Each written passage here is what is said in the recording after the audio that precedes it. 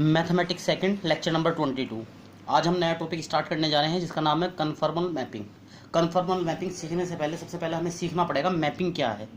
Mapping के लिए सबसे पहले फिर हमें एक चीज़ सीखनी पड़ेगी कि अब तक हमने क्या पढ़ा, कॉम्प्लेक्स नंबर, जो कि हमेशा किस फॉर्मेट का मिलता था, जेड इज इक्वल टू, हमें मिलता था Z is equal to X plus I Y वाला फॉर्मेट हमें मिलता आया शुरू से, हम यही पढ़ते आए। इसमें एक्स का आपको पता ही है रियल पार्ट है, वाई क्या था, इमेजनरी पार्ट था। मैंने आपको बताया था कि कोई भी कॉम्प्लेक्स नंबर हम एक्स प्लस आई वाई से ट्रीट नहीं करते, एक्स वाई से ट्रीट करते हैं, एज ए कोऑर्डिनेट ट्रीट करते हैं। जब हम किसी भी नंबर को, किसी भी कॉम्प्लेक्स नंबर को एज ए कोऑर्डिनेट ट्रीट करते हैं, तो मैंने एक एग्जांपल देने की कोशिश करी है। यदि आपके पास ये टेबल है, एक तरफ एक्स है एक तरफ वाई है, तो एक्स और वाई मिलकर आपको एक कोऑर्डिनेट दे रहे हैं। अगर इन कोऑर्डिनेट को आप ग्राफ में ड्रॉ करो, एक तरफ एक्स एक्सिस दूसरी तरफ वाई एक्सिस, तो एक पॉइंट इस तरह ड्रॉ हो जाएंगे, 1 2 2 3 3 5, इस तरह इन सारे पॉइंट्स को आप मिला दोगे तो एक कर्व जनरेट हो जाता है। इसका मतलब क्या है, जो कॉम्प्लेक्स नंबर है, कॉम्प्लेक्स नंबर से हम एक कर्व जनरेट कर सकते हैं किसी भी तरह का, जिस तरह का पॉइंट होगा उस तरह का कर्व आपका जनरेट हो जाएगा। अब इसी के कोरस्पॉन्डिंग एक बात आई थी, मैंने कहा था कि ये नंबर कहाँ फिल होगा, एक फंक्शन में फिल होगा। मान लो सपोज वो फंक्शन एफ जेड है। एफ जेड किस तरह का फॉर्मेट मैंने बताया था आपको, एफ जेड फॉर्मेट बताया था मैंने, यू प्लस आई वी वाला। अब ये कॉम्प्लेक्स नंबर इसमें फिल होगा, यू और वी, मतलब वो कॉम्प्लेक्स नंबर जो जेड है वो एफ जेड में फिल होगा, और यहाँ से दो चीज़ निकल के आएंगी, यू और वी।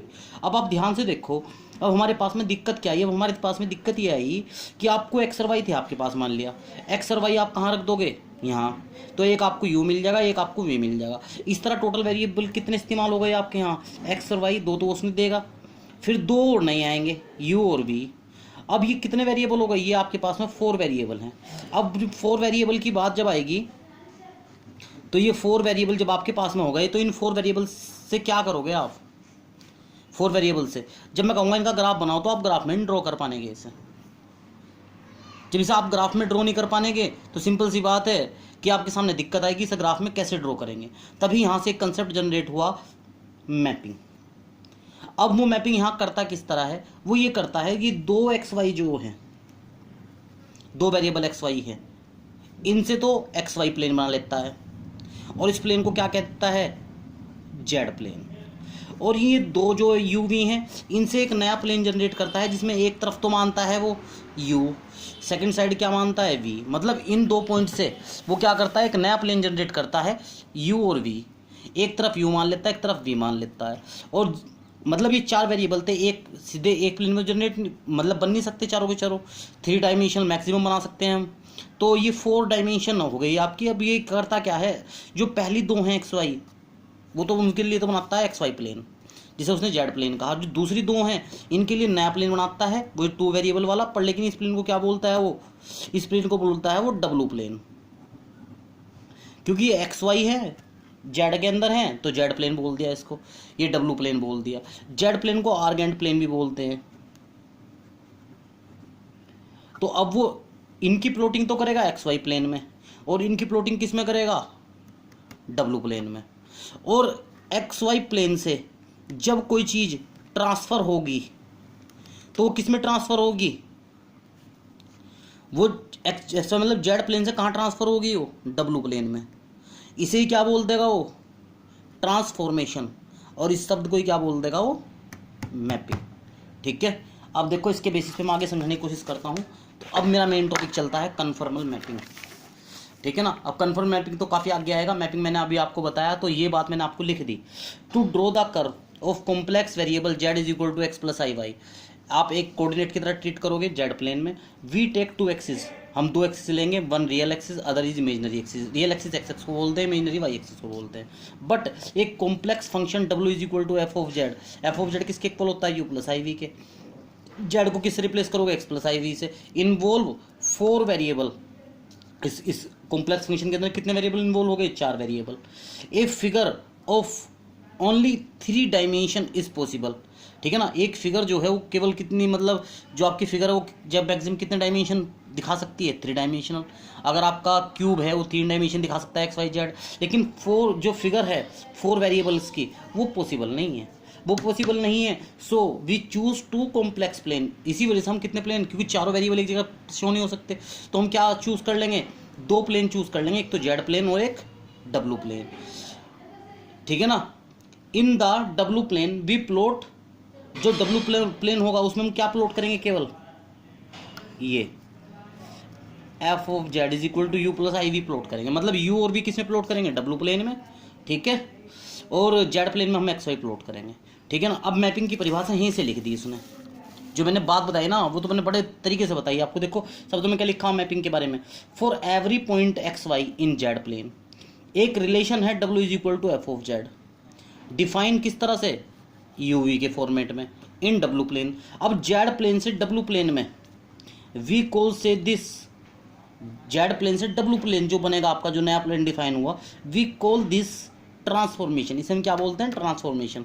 और मैपिंग कहाँ से, जेड प्लेन से डब्ल्यू प्लेन में। अगर कोई point Z zero Z plane में है तो वो पॉइंट डब्ल्यू जीरो किस में शो होगा, उसका इमेज किस में शो होगा, डब्ल्यू प्लेन में। तो जेड जीरो का इमेज अगर आपको देखना है तो हम किस प्लेन में देखेंगे, डब्ल्यू प्लेन में, और उसे किससे रिप्रेजेंट कर दिया, डब्ल्यू जीरो से। यही बात इसमें लिखी भी। अब देखो जैसे एग्जांपल है, एग्जांपल 1 थोड़ा मैं समझाने की कोशिश करता हूँ और थोड़ा क्लियर हो जाए शायद मेरी बात से आपको। वो कह रहा है ट्रांसफॉर्म करिए, किसे ट्रांसफॉर्म करना, रेक्टेंगुलर रीजन है ए बी सी डी, इसे ट्रांसफॉर्म करिए किसमें, वो कह रहा है ट्रांसफॉर्म करिए रेक्टेंगुलर आयताकार रीजन है A B C D in Z plane. Z plane के अंदर एक आयताकार रीजन है जो किससे बाउंड हुआ हुआ, x is equal to 1, x is equal to 3, y is equal to 0, y is equal to 3 से बाउंड हुआ हुआ। वो ये रीजन किस में है, आपका जेड प्लेन में। इसे आपको ट्रांसफॉर्म करना, इसका मतलब ट्रांसफॉर्म होकर कहाँ जाएगा ये, डब्ल्यू प्लेन में। और किस थ्योरी से ट्रांसफॉर्म करना है, अंडर द ट्रांसफॉर्मेशन, इस ट्रांसफॉर्मेशन से, इस थ्योरी से डब्ल्यू is equal to z plus 2 से आपको ट्रांसफॉर्म करना। डब्ल्यू is equal to z plus 2 से ट्रांसफॉर्म करना, तो हमने इसे जेड को एक्स प्लस आई वाई लिख दिया, ये कर दिया। अब डब्ल्यू जो होता है आपका, इसे हम क्या बोलते हैं, यू प्लस आई वी, 2 पार्ट होते हैं इसमें, यू अलग निकाल दिया, वी अलग निकाल दिया, इक्वेट कर लिख भी दिया मैंने by equating real and imaginary quantities. अब जेड प्लेन में जो एक्स है आपका वो कितना है, 1, और एक्स कितना है, 3 लिख दिया, ठीक है ना। डब्ल्यू प्लेन में यू कितना हो जाएगा आपका, एक्स की जगह 1 रख दो, 3, ठीक है ना, और फिर 3 रख दोगे तो 5। इसी तरह जेड प्लेन में वाई कितना है आपका, 0 और 3 ये दे रखे ऊपर, और डब्ल्यू प्लेन में कितना हो गया, इतना। अब ध्यान से देखो, पहले मैंने जेड प्लेन में मैप करता हूँ इन्हें, x1 x is equal to 3, y is equal to 0, y is equal to 3। देखो x इज इक्वल टू 1, तो देखो x पहले मैंने जेड प्लेन बनाया, x एक्सिस पे 1 पे जाके सीधी लाइन खींच दे रही, x इज इक्वल टू 3 पे जाके लाइन खींच दी सीधी सीधी। फिर y is equal to 0 x axis होता है, y is equal to 3 y axis होता है। तो देखो जो मैंने ये रीजन बनाया है आपके सामने, ये रीजन कैसा हो गया आपका, एक आयताकार रीजन है रेक्टेंगुलर। इस रीजन को हमने क्या नाम दिया, ए बी सी डी। ये उसने कहा था कि जेड प्लेन में एक रीजन है ए बी सी डी। अब हम इसकी मैपिंग देखेंगे किससे, इस ट्रांसफॉर्मेशन से, काहे में मैप होता है। तो इस ट्रांसफॉर्मेशन के 2 हिस्से हैं, यू और वी, ठीक है ना। जब हमने सारी वैल्यू रखी तो यू एक्स एक्सिस पे मैप होगा, वी किस पे मान लिया, वाई एक्सिस पे, क्योंकि ये डब्ल्यू प्लेन बना है, मैंने बना के भी आपको दिखाया था। देखो यू किस पे मैप हुआ, एक्स एक्सिस की तरह, और वी किसकी तरह, वाई एक्सिस की तरह। यू कितना है, 3 और 5, तो यू पे जाके 3 पे लाइन खींच दी, यू पे जाके 5 पे लाइन खींच दी। इसी तरह वी इज इक्वल टू 1, तो वी 1 पे जाके लाइन खींच दी, और वी इज इक्वल टू 4 यहाँ पे जाके लाइन खींच दी। तो ये रीजन ब्लॉक हो गया। कहने का मतलब आपका क्या पता चला आपको, कि जो आपका रीजन था किस प्लेन में था, रीजन जेड प्लेन में, जो कि क्या था ए बी सी डी, वो किस में मैप हो गया, A dash B dash C dash D dash में मैप हो गया। देखो इसमें दोनों फ़र्क क्या है, ये तो एक्स वाई प्लेन में रीजन है जो इस ट्रांसफॉर्मेशन के थ्रू किस में मैप हुआ, डब्ल्यू प्लेन में। इस तरह मैपिंग है। तो इसी यही हमने लिख दिया, here the line x is equal to 1, x is equal to 3, y is equal to 0, y is equal to 1 in Z plane are transform on to the line u is equal to 3, u is equal to 5, v is equal to 1 and v is equal to 4 in W plane. तो ये क्या है कि पहले जो था हमारा जो जेड प्लेन था उसमें केवल 2 ही कोऑर्डिनेट मैप हो सकते हैं, एक्स और वाई। फिर जब हम एफ जेड को मैप करते हैं तो एफ जेड में कितने हो जाते हैं, 4, क्योंकि जो उसके अंदर यू और वी हैं, एफ जेड के अंदर यू और वी के अंदर भी एक्स वाई होते हैं, इस तरह 4 मैप हो नहीं सकते। तो हम जेड के लिए तो जो वैल्यू पॉइंट है उसके लिए तो अलग मैपिंग कर देते हैं, जो फंक्शन है उसके लिए आप अलग मैपिंग करते हैं। जो हम पॉइंट के लिए मैपिंग करते हैं एक्स वाई 2 वेरिएबल है तो उसे जेड प्लेन कहा। जो हम फंक्शन के लिए मैपिंग करते हैं यू और यू से क्या कहा, डब्ल्यू प्लेन। ठीक है, तो जेड प्लेन से डब्ल्यू प्लेन के अंदर जो ट्रांसफॉर्मेशन होती है उसी वजह से क्या बोलते हैं हम, मैपिंग। वो ट्रांसफॉर्मेशन का तरीका आपको देगा, जैसे यहाँ दिया आपको, इस तरह आपको ट्रांसफॉर्मेशन देनी है। ठीक है ना, अभी कन्फर्म मैपिंग नहीं आया, अभी तो थोड़ा मैपिंग का कंसेप्ट समझ रहे हैं हम, अभी आगे पढ़ेंगे कन्फर्म मैपिंग। फिर और थोड़ा आगे चलो, अभी एक एग्जाम्पल 2 आया। एग्जाम्पल 2 में क्या कह रहा हो, कह रहा ट्रांसफॉर्म करिए इस कर्व को x square y square is equal to 4 under the mapping, इस मैपिंग के थ्रू ट्रांसफॉर्म करना। पहले ये देखो किसे ट्रांसफॉर्म करना है, x square y square is equal to 4 को ट्रांसफॉर्म करना। ये इक्वेशन किसकी है, ये इसकी इक्वेशन हाइपरबोला की है, सिंपल सी बात है। वहाँ पढ़ते हैं एक्स स्क्वायर बटे ए स्क्वायर वाई स्क्वायर बटे b square is equal to 1, ठीक है ना। एक्स स्क्वायर बटे a square minus y square बटे b square is equal to 1 पढ़ते हैं ना, ये 4 को इधर ले आओ तो आपकी इसकी फिगर लगभग इस तरह की आएगी। अब हम ये देखना चाह रहे हैं कि ये फिगर अगर इस transformation W is equal to z square से ट्रांसफॉर्म की जाए तो ये किस में कन्वर्ट हो जाएगी ये फिगर। इसे हम क्या कहेंगे, ट्रांसफॉर्मेशन, इसे क्या कहेंगे, मैपिंग। अब देखो कैसे, हमने पहले जेड का मान रख दिया एक्स प्लस आई वाई, इसे खोल दिया, अलग अलग यू निकाल लिया, वी निकाल लिया। अब हमने क्या करा, जेड प्लेन में एक्स देखा कितना है, जेड प्लेन में एक्स। अब हमें पता क्या चला, जेड प्लेन में एक्स। अब हमने यहाँ रख के देखा, ये हमारी किसकी इक्वेशन है सर, हाइपरबोला की, मतलब अतिपरवलय की। अतिपरवलय के हिसाब से सीट्स कितने हो गए इसके, a0।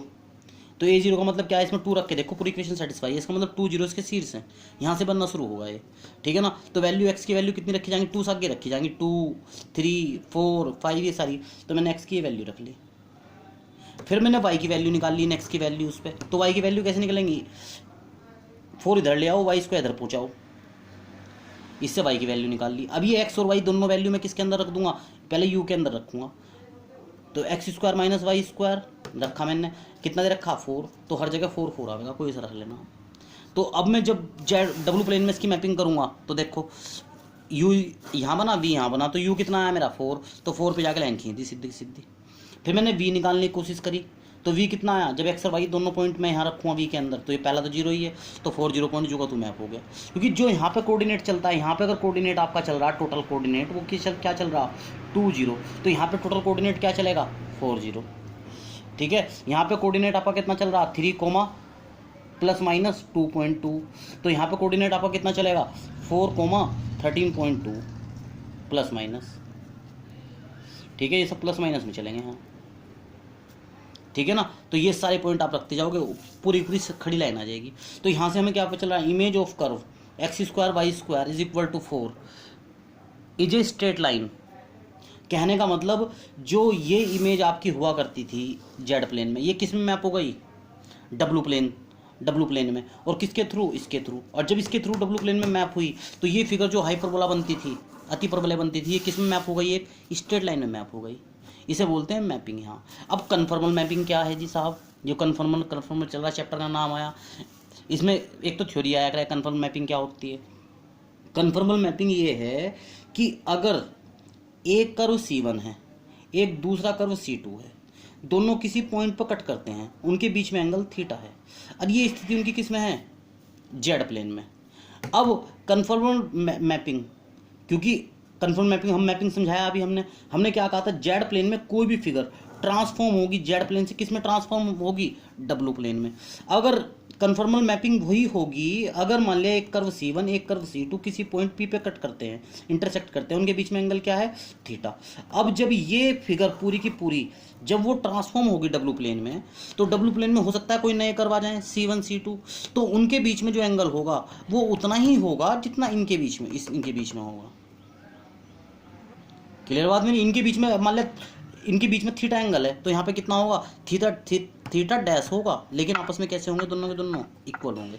अगर ऐसा बिहेवियर कोई मैपिंग रखती है तो कन्फर्म होगी। अब ये ऊपर वाला एग्जाम्पल था, देखो यहाँ पे तो ये था, यहाँ पे कन्वर्ट होगी इसमें, तो एंगल बदल गया ना इसका। यहाँ पे अगर मान लिया यहाँ पे भी स्ट्रेट लाइन होती, यहाँ भी स्ट्रेट लाइन पे आ जाती, कन्वर्ट हो गए सीधी की सीधी, तो ये कैसी बन जाती, कन्फर्मल। इससे पहले एग्जाम्पल देखो आप, इससे पहले एग्जाम्पल में देखो क्या खास बात है, पहले भी रेक्टेंगल था, अब जब दोबारा ये मैप हुई तो भी किस में हुई, रेक्टेंगल में। अगर यहाँ कोण कितना था 90 डिग्री, तो यहाँ पे भी कोण कितना है 90 डिग्री। देखो बताओ, अगर यहाँ कोण 90 डिग्री है तो यहाँ भी 90 डिग्री है, तो ये ट्रांसफॉर्मेशन कैसी है आपकी, कन्फर्मल। कन्फर्मल वही ट्रांसफॉर्मेशन होती है जो एंगल प्रिजर्व रखती है, इस बात का आप ध्यान रखना, ठीक है। तो यहाँ पे यही बात मैंने कही, कन्फर्म मैपिंग के बारे में यही कहा गया, अगर दो कर्व C1 C2 हैं इन जेड प्लेन इंटरसेक्ट करते हैं किसी पॉइंट P पे, and the corresponding curve C1 C2 dash in W plane intersect करते हैं P डैश पे, यदि angle of intersection of the curve at P in Z plane is the same as the angle of intersection of curve in W plane at P dash in magnitude और sense, same हो किसमें, magnitude में और sense में, तो हम उसे क्या कहेंगे, कन्फर्मल। अगर बाय द वे तीसरी फिगर आपकी ये आ जा, ये स्थिति बन जा, ये एंगल यहाँ पे थीटा डबल डैश हो जा, ये पी पे कट कर रहे, मान लिया तीनों एंगल सेम हुए हैं, सपोज करो ये तीनों एंगल सेम है, लेकिन सेंस इसकी क्या है, इससे अलग है ना सेंस, ये दोनों पॉजिटिव सेंस में है, ये कैसी हो गई, अलग सेंस हो गई, तो ये कन्फर्मल नहीं होगी। सेंस भी सेम चाहिए और मैग्नीट्यूड भी सेम चाहिए उनका, मतलब क्वांटिटी वैल्यू भी सेम हो, अगर 30 डिग्री है तो 30 डिग्री चाहिए, ऐसा नहीं कि एक 30 डिग्री और एक -30 डिग्री। -30 डिग्री में क्या मतलब है, सेंस चेंज हो गई उसकी, सेंस चेंज नहीं होनी चाहिए। सेंस प्लस मैग्नीट्यूड अगर दोनों सेम हैं, ट्रांसफॉर्मेशन के बाद, ट्रांसफॉर्म करने के बाद, तो मैपिंग कैसी कहलाएगी, कन्फर्मल। यही कन्फर्मल की डेफिनेशन, 2 नंबर की डेफिनेशन आपके पेपर में आपको याद रखनी है। अब नेक्स्ट लेक्चर में पढ़ाऊंगा आगे का, ठीक है, ओके, थैंक यू।